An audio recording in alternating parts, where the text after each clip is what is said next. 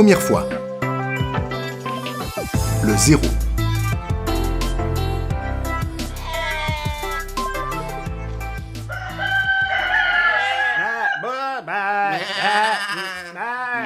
Bon, donc on est d'accord, tu me dois une vache et comme ça on est quitte. Ah non. Bah si. Attends, écoute Max, je t'avais filé 3 chèvres, 5 canards et une vache. Oui, bah justement, je t'ai rendu 3 vaches. Mais ça suffit pas. Mais Polo, on avait dit que 3 chèvres valaient une vache, d'accord? Ouais. D'accord, donc ça fait une déjà que je t'ai rendu. Après, on a dit que 5 canards valaient une vache, donc 2 vaches en tout. Avec le coup des chèvres, est-ce que tu me suis? Ouais. Plus une vache donc. Donc 3 vaches au total. Donc 3 contre 3, on est quitte là. Non mais c'est pas possible. 3 contre 3, 3 moins 3. Là, ça fait... je sais pas combien ça fait, 3 moins 3. Mais il doit forcément me rester quelque chose. Non, attends, non mais moi je comprends ton embarras, d'accord? Non mais attends. Parce que c'est quand même moi, la base, qui t'ai filé les premières chèvres, les vaches, le canard. Mais Hein. je sais, d'accord, Ouais. mais d'un commun accord, on a dit que tant valait tant. Ok, donc on s'est donné... Demandons audience audience au au sage. sage. Ô grand maître du savoir et de la connaissance absolue, nous te sollicitons pour une affaire qui relève de la plus grande importance. Es-tu prêt à répondre à notre humble et désespérée requête? Vas-y, balance, c'est quoi le problème?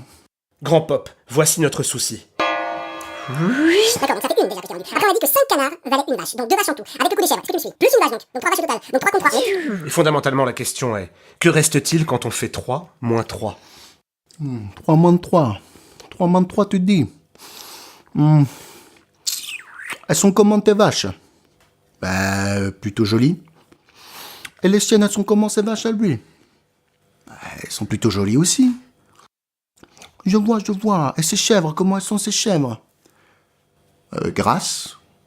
Elles sont fertiles en plus d'être grasses. Non mais attendez, là, c'est pas le sujet. On a fait des équivalences, c'est du calcul, hein. Au bout du compte, une vache vaut une vache, point. J'étudie le côté qualitatif de la chose. Là n'est pas le problème, Grand Pop. Tais-toi insolent, tu Mais me je- demandes. Mais je calcule. 3 moins 3, ça fait combien? Combien tu me demandes? 3 moins 3, combien ça fait? Je vais te répondre. Alors 3 moins 3. Moi, je sais. C'est qui toi? C'est qui celui-là? C'est vrai ça, toi, tu es qui pour me couper la parole? T'es dans ma hutte, tu me connais ou pas? Je suis le grand pop, tu connais ma famille, hein, mes petits avortons. Tu sais qui c'est que je suis, moi ou pas? Tu sais l'importance de la famille. Tu arrives de ma hutte, on me pose des questions. Eh bien, Moi, si je tu es si réponds, fort, la dis-nous. science et la sagesse du Christ. 3 moins 3, ça fait... rien.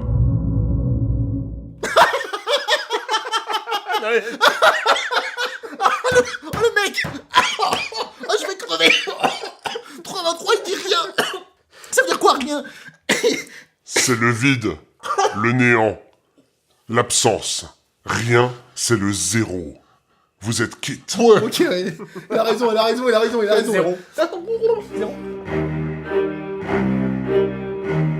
Bonjour Thomas. Thomas, bonjour. Cela peut paraître étonnant, Thomas, mais bien que le concept du zéro nous semble à nous familier aujourd'hui, nombre de civilisations éprouvèrent les pires difficultés, notamment conceptuelles, pour accepter et envisager jusqu'à sa vertigineuse existence. Car zéro, tu vois Thomas, c'est le néant, c'est le vide. Même les Grecs et les Romains, rompus aux exercices d'arithmétique Le et de théorème de géométrie, Pythagore. bataillèrent sur le concept du zéro, qui n'existe pas dans la numérotation dite romaine. Cela heurte leur rationalité de par sa connotation de non-existence. Est égal à la somme. Le chiffre 0 fut ainsi élaboré bien plus tard que les nombres entiers naturels supérieurs à 1. On attribue les premiers raisonnements sur ce concept aux Babyloniens au IIIe siècle avant Jésus-Christ, d'abord sous la forme de places vacantes dans le système de numération. Numération qu'ils entamaient avec le chiffre 1 comme les Chinois. Et c'est-à-dire... Par exemple, pour distinguer 106 de 16. Ah, je vois, ok. Je vois. Et les Indiens, en la personne de Brahma Gupta, le définirent comme la soustraction d'un nombre à lui-même. Sunya, on appelle ça Sunya, c'est le vide. Certains chercheurs considèrent à ce titre que l'approche culturelle et spirituelle de l'Inde est pour beaucoup dans cette découverte, notamment en ce que le néant complète et équilibre la plénitude. Ouais, c'est un paradoxe, frère. Non, c'est une oxymore. Oui, alors, un oxymore, déjà. Non, mais c'est pas ça, en plus. Alors c'est quoi un oxymore? Non, mais c'est bon, on s'en fout, c'est la prochaine fois, peut-être. Ensuite, ce sont les savants arabes qui font évoluer la notion d'objet mathématique zéro, traduisant sunya en cifre, S-I-F-R, qui veut dire vide. Cifre, qui est ainsi à l'origine du terme chiffre en français, ainsi que zéro, de l'italien Zéphir. zefiro. Intéressant aussi, on trouve trace du concept chez les Mayas, qui dans leur système de numérotation, en base 20, définirent deux zéros, l'un cardinal, Pour les durées, l'autre ordinal. pour les dates. À l'autre bout de l'échelle, au XIIe siècle, le mathématicien indien Bhaskara établit lui que 1 divisé par 0 Égale l'infini, démontrant ainsi la relation entre les deux opposés, le vide et l'infini. Merci, nouveau Ah, paradoxe. Je vois. Voilà. Oui. On peut noter aussi une conséquence calendaire à la découverte tardive du concept de zéro. L'an 0 n'existe pas. On passe donc de l'an -1 avant Jésus-Christ à... L'an +1 après Jésus-Christ. Sans passer par 0. Merci. J'ai compris.